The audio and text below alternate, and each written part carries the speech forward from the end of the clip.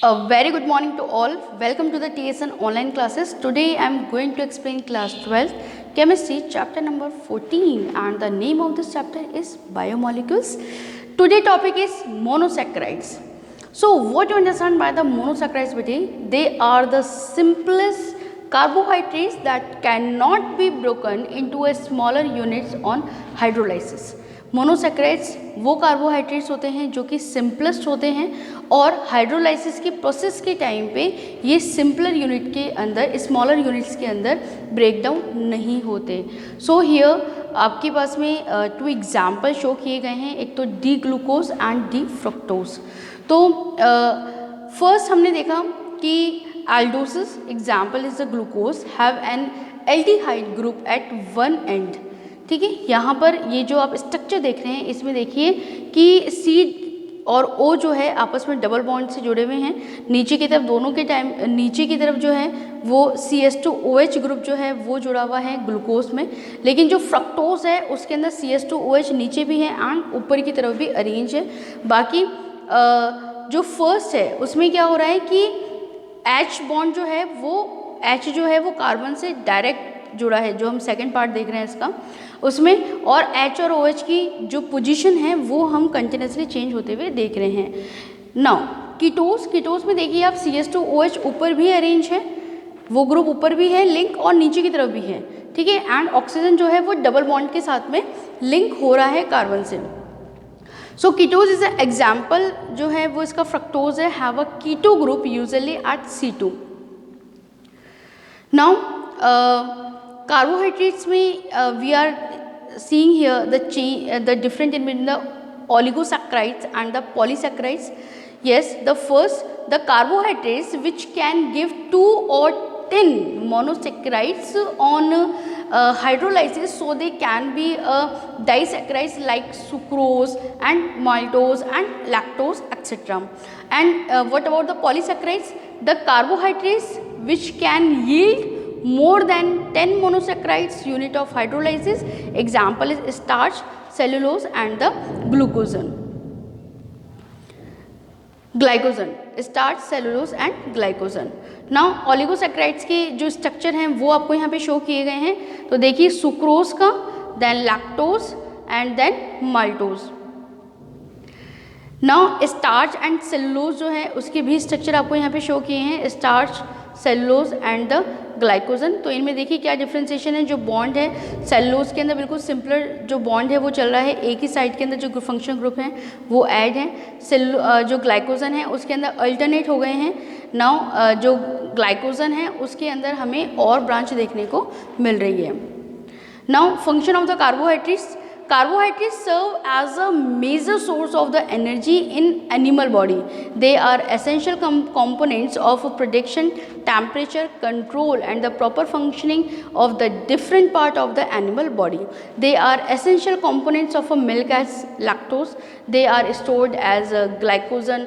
Excess of the carbohydrates in the diet is converted into fat and stored in the fat depot. These are reserve energy material of the body in liver and muscles of the animals and starch in plants. Carbohydrates are helpful in absorption of the calcium and the phosphorus in younger animals, and they help to secretion of digestive juice in gastrointestinal tract. Now next topic is protein. Protein serve many vital function in our body. Protein जो है वो हमारी body के अंदर बहुत सारे functions को lead करता है, बहुत सारे फंक्शन जो होता है वो करता है। और आगे हम लोग देख रहे हैं कि प्रोटीन में बॉडी स्ट्रक्चर सपोर्ट के बारे में यहाँ पर बताया गया है। जो प्रोटीन है वो बहुत सारे वाइटल फंक्शंस कंप्लीट करता है हमारी बॉडी के अंदर। फर्स्ट जैसे structural support, the second is speeding up the chemical reaction, transport of molecules and many more. इसके अलावा भी बहुत सारे वर्क जो होते हैं वो प्रोटीन के थ्रू कंप्लीट होते हैं।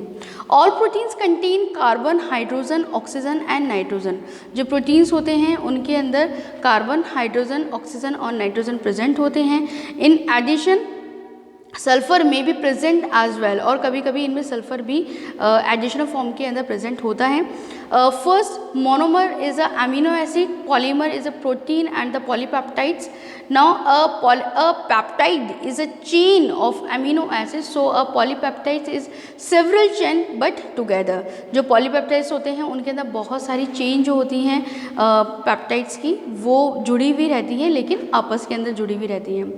Now the next is amino acid, the carboxyl group, hydrogen and the variable side group, each joined to a central carbon atom. Here the structure of the protein, तो देखिए आप बेटे carbon के साथ में जो एक COOH ग्रुप है वो जुड़ा हुआ है, देन NH2 ग्रुप जो है वो जुड़ा हुआ है, और ऊपर की तरफ में R दैट मीन्स कोई भी जो कार्बन का ग्रुप है वो ऐड रहेगा, और नीचे की तरफ hydrogen. Now protein amino acids are bound together through dehydration synthesis, and the C group of one amino acid bind to the N group of together. We call these bonds peptides bond. तो peptide bond के बारे में यहाँ बताया गया है कि जो कार्बन है वो अमीनो एसिड को बाइंड करके रखता है, और दूसरी तरफ से जो नाइट्रोजन ग्रुप है वो भी बाइंड होता है, तो इन्हें हम पेप्टाइड्स बॉन्ड कहते हैं. Protein has 4 phases of the protection. जो प्रोटीन है उसके 4 फेसेस हमें देखने को मिलते हैं. First primary amino acids are bound together. The secondary individual amino acid are bent and the moulded as needed. Tertiary the centre chain of the amino acid is bent and the moulded as needed, forming a subunit. And the next is quaternary multiple completed subunits are the fitted together to make a complete protein. Now the next is type of protein here on the basis of the molecular structure.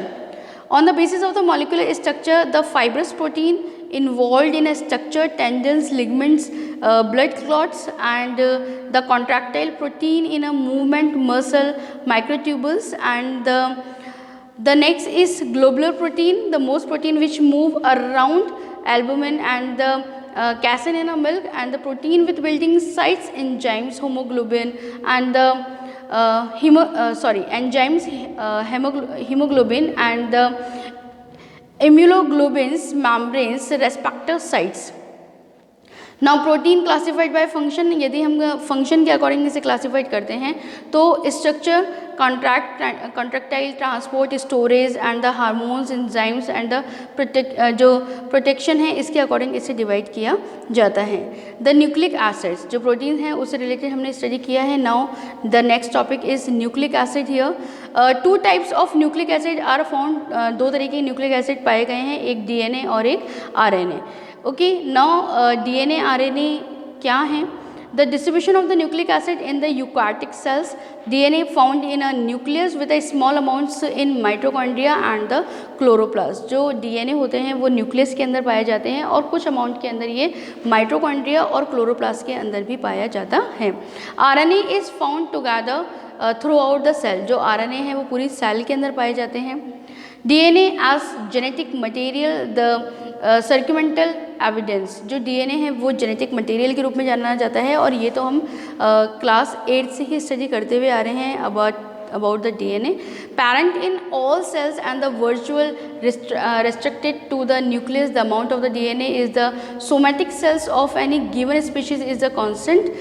The DNA content of the gametes in half that of somatic cells. In case of the polyploid के बारे में यदि हम लोग बात करते हैं, multiple sets of the chromosome, then the DNA content the increase by a proportional factor. The mutagenic effort of UV light peaks at a 253.7 nanometer, the peak of the absorption of the UV light by DNA.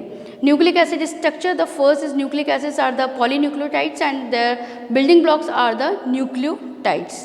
Now nucleotides structure here. Nucleotides, the first is phosphate, the second is sugar, ribose और deoxyribose, and the third is base की यदि हम बात करते हैं तो base में purines and the pyrimidines, the adenine and the guanine, and the pyrimidines के अंदर साइटोसिन, थायमिन एंड यूरेसिल. तो adenine is show by capital A, guanine is show by capital G, cytosine capital C, thymine capital T, and the uracil is capital U. Ribose is a pentose. तो देखिए किस तरीके से ये C1 C2 C3 C4 and C5, और ये किस में कनेक्ट है, C5 को छोड़कर C4 जो कार्बन है वो ऑक्सीजन से कनेक्ट है। Now spot of the difference ribose and the deoxy ribose. तो यहाँ पर इसका स्ट्रक्चर जो है वो आपको शो किया गया है कि किस तरीके से CH2OH ग्रुप जो है वो अरेंज हुआ है, और नीचे की तरफ जो पोजीशन है उसके अंदर एक तरफ OH ग्रुप जो कि सिमिलर है, लेकिन जो दूसरी तरफ है वहाँ पे OH ना होके H कार्बन से डायरेक्ट जुड़ा हुआ है। The sugar phosphate backbone, the nucleotides are all oriented in the same direction. The phosphate group joins the third carbons of one sugar to the fifth carbon of the next in line. यहाँ देखिए दोनों में ये difference है। Adding in the base are attached to the first carbon. Their order is important. It determines the genetic information of the molecule. Now DNA is made of two strands of polynucleotides. जो DNA होते हैं वो polynucleotide के 2 strand से मिलके बना होता है। तो देखिए इनके बीच में जो हाइड्रोजन बॉन्ड है वो किस तरीके से अरेंज है, ग्वानिन और साइटोसिन के बीच में ट्रिपल बॉन्ड है, देन साइटोसिन और ग्वानिन के बीच में ट्रिपल बॉन्ड है, इस तरीके से ये अरेंज है। देन एडेनिन और थायमिन के बीच के अंदर जो डबल बॉन्ड के रूप में कनेक्टेड है। तो इस तरीके से आपको इसके स्ट्रक्चर की अच्छी तरीके से स्टडी करनी है। DNA is made of 2 strands of the polynucleotide. The sister strands of the DNA molecules run in a opposite direction.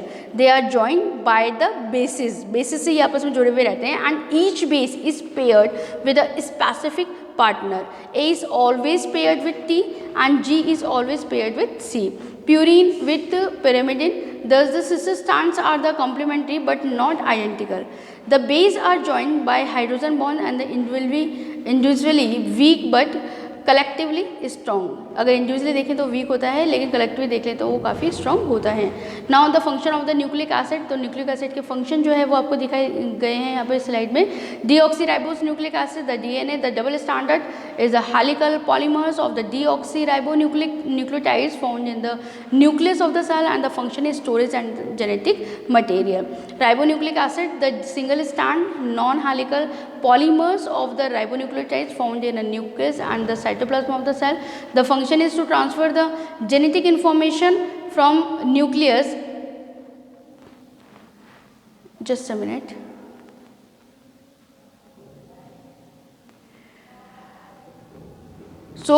जो इम्पोर्टेंस है हमारा और जो लास्ट के अंदर पूरा आपको शो किया गया है उसकी आप बहुत अच्छे तरीके से स्टडी करें, क्योंकि वहाँ पे वो क्वेश्चन बहुत ही इंपॉर्टेंट है आपका, difference in between the ribonucleic acid and the ribonucleic acid.